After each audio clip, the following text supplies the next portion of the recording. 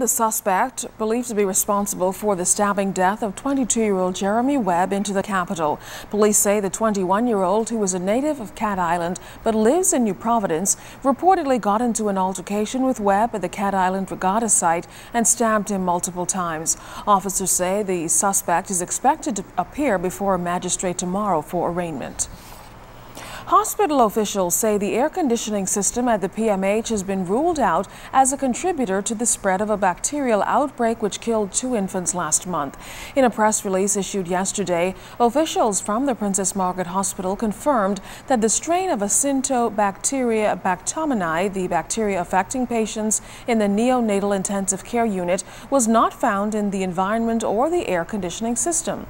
The statement went on to say there have been no new cases of the bacteria since July 25th, and they're reporting that 4 of the 5 babies affected in the NICU are now off ventilators, with 1 infant remaining for conditions unrelated to the outbreak. Meantime, an intensive investigation into the infection control practices will be carried out under the supervision of Professor Stanley Reed, consultant in infectious diseases at the Hospital for Sick Children in Toronto, Canada.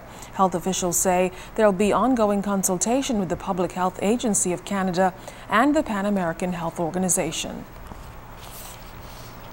Minister of Transport and Aviation Glenys Hanna-Martin revealing in the House today the government's plan to re-establish weather services for Grand Bahama. You'd remember that the weather department operated by the Grand Bahama Airport Company was shut down back in December 2009, 3 months before a deadly tornado struck the Freeport container port, killing 3 employees.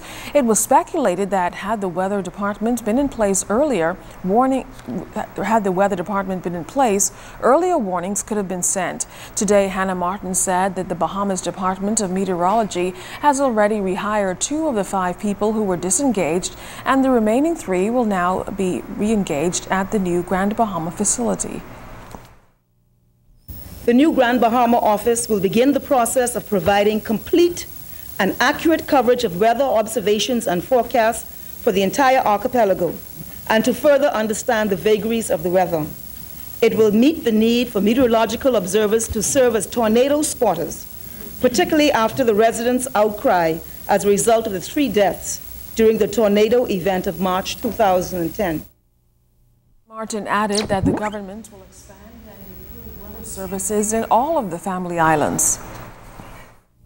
This is the first stage of an expansion plan of the Met Department to have human observers on each of the family islands, and to do away with the automatic weather observing stations, which are very costly on an annual basis to maintain.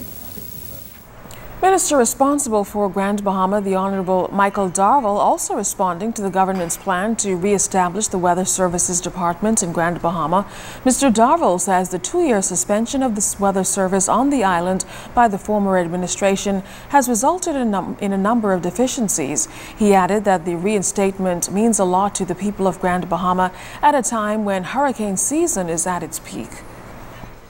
The Minister of Aviation and Transport have already started the process, and we are now in the final stages for putting that facility in place in Grand Bahama.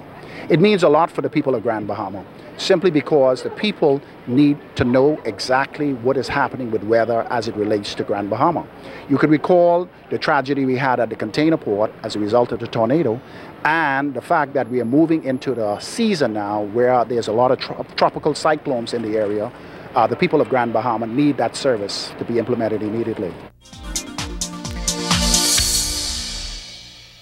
Welcome to your Royal Fidelity Business Report. I'm Cyan Thompson.